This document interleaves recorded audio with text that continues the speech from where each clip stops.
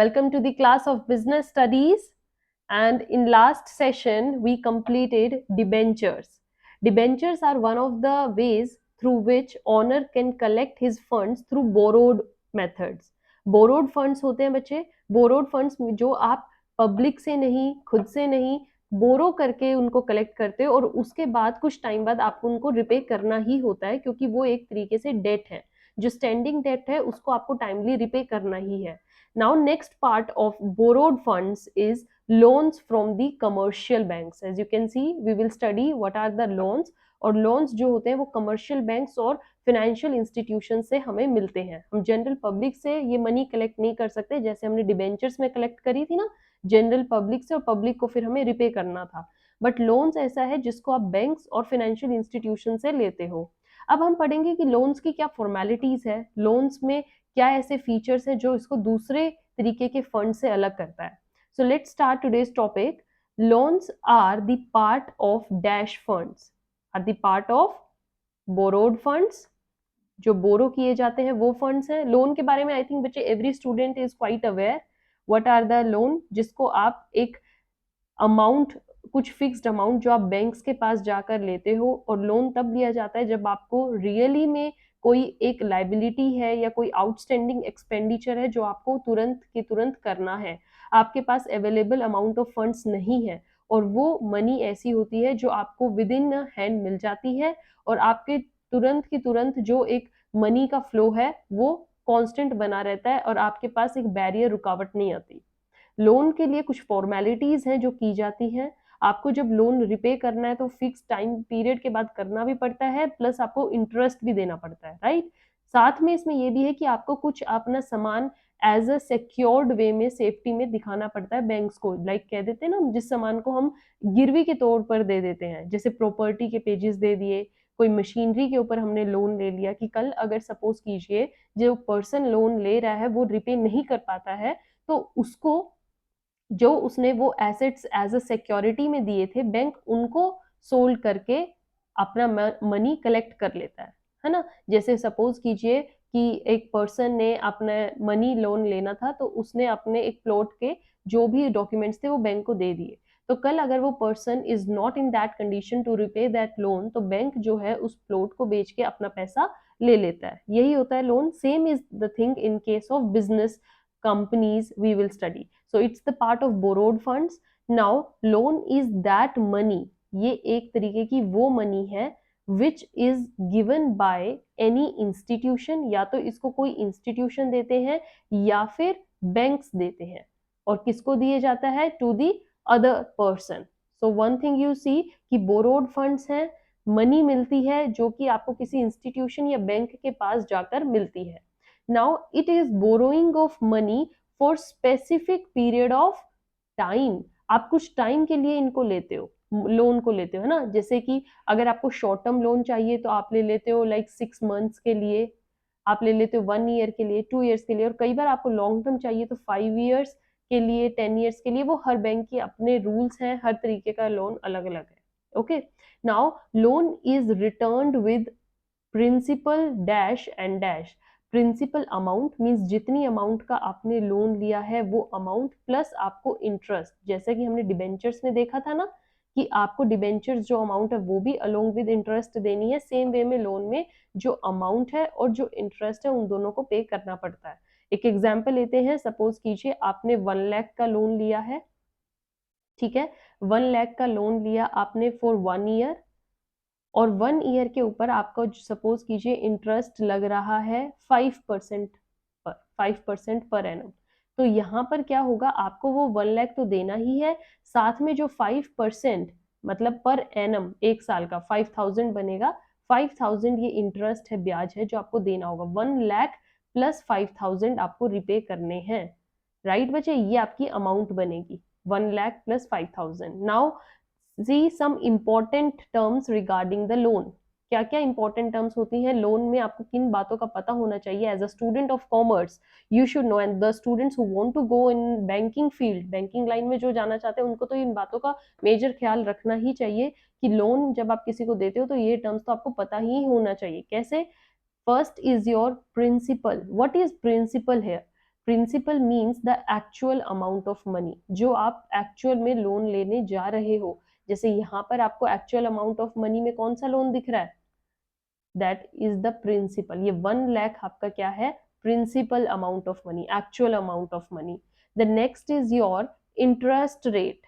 Interest rate क्या होता है, rate at which interest is being charged.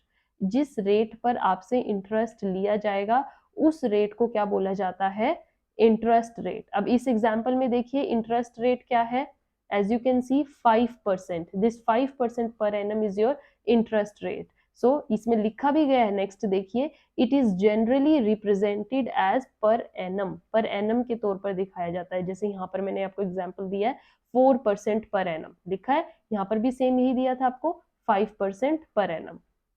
Okay, now ये जो 5000 ये आपका इंटरेस्ट रेट नहीं हुआ, ये हुआ इंटरेस्ट, खाली interest. And date of repayment, date of repayment क्या होगी बच्चे, जिस डेट को आपको वो लोन वापस देना है। ओके, सपोज कीजिए 5 इयर्स का है, तो जो वो एंड ऑफ द 5 ईयर होगी डेट, वो डेट होती है date of repayment. So date by which जो बोरोवर है agrees to what, agrees to repay the loan. उसने जिस डेट को एग्री किया कि मैं इस डेट तक, इस तारीख तक आपका लोन चुका दूंगा, वो उस डेट को बोला जाता है डेट ऑफ रीपेमेंट। अंडरस्टूड, बहुत इजी टर्म्स है, जनरल नॉलेज सबको पता होनी चाहिए, पता ही लग रहा है कुछ नया नहीं है लोन में, ये नॉलेज सबको पता होती है ना। और as a student of commerce आपको भी नॉलेज का सारा जो भी लोन से रिलेटेड टर्म्स है उनका पता होना चाहिए। Moving to next thing, that loan is provided by commercial banks and financial institutions. जो आपको ये अमाउंट है बच्चे, ये आपको कहाँ से मिलती है, 2 जगह से मिलती है। या तो लोन जो होता है कमर्शियल बैंक्स प्रोवाइड करते हैं या फाइनेंशियल इंस्टीट्यूशंस प्रोवाइड करते हैं। इसके एग्जांपल मैंने आपके लिए नीचे लिखे हैं, आप पढ़ेंगे आपको समझ में आएंगे। अभी के लिए commercial banks and financial institutions. Next is your secrecy of loan is maintained.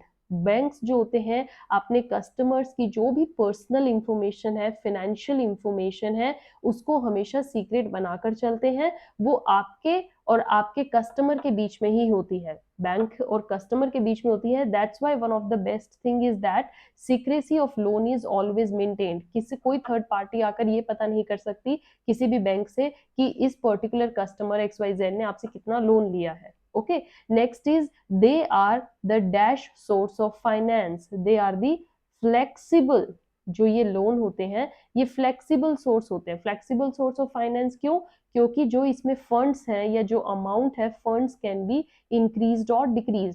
Suppose कीजिए आपने बैंक से पहले 1 लाख का लोन लिया है ना, 1 लाख का लिया, तो अब आपको और इंक्रीज करना, आप बैंक को कहेंगे कि मुझे 3 लाख का और दे दीजिए। अगर आपकी अच्छी रेपुटेशन है, बैंक आपको 3 लाख और दे देगा, तो उसने इंक्रीज कर दिया। ऐसे डिक्रीज भी हो सकते हैं। सो ये बहुत ही, ऐसा नहीं है कि आपने बैंक को कहा 1 लाख तो वो 1 लाख ही देगा। अगर आपको कहेगा कि नहीं अब मुझे 50,000 की जरूरत है, बस 50,000 का ही मेरा लोन पास करिए, तो वो 50,000 का ही पास करेंगे। तो बहुत ही ईजी थिंग है that they can be increase and decrease, इसलिए इनको फ्लेक्सिबल सोर्स ऑफ फाइनेंस भी बोला जाता है।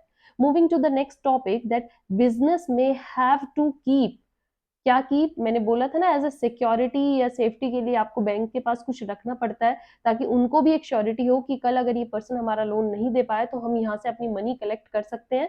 सो business have to keep their assets as security, उनको अपने एसेट्स सिक्योरिटी के तौर पर रखने पड़ते हैं, कहाँ पर, अगेंस्ट द लोन। अब आपके सामने हैं कुछ एग्जाम्पल्स, अच्छे से देखने हैं, examples of commercial banks. Commercial banks में देखिए आपके एग्जांपल्स, हमारे पास 2 तरीके के बैंक होते हैं, private banks, public banks. Private banks के HDFC, ICICI, very well known names, all of you know these banks.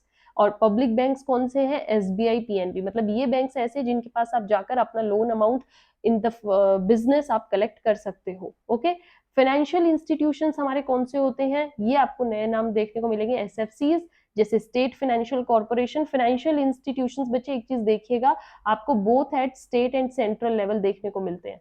State level भी होती हैं ये और सेंट्रल लेवल भी होती है। तो स्टेट लेवल पे जैसे स्टेट फाइनेंशियल कॉर्पोरेशन, सेंट्रल में सेंट्रल फाइनेंशियल कॉर्पोरेशन। ऐसे ही SIDC क्या होती हैं आपकी, स्टेट इंडस्ट्रियल डेवलपमेंट कॉर्पोरेशन।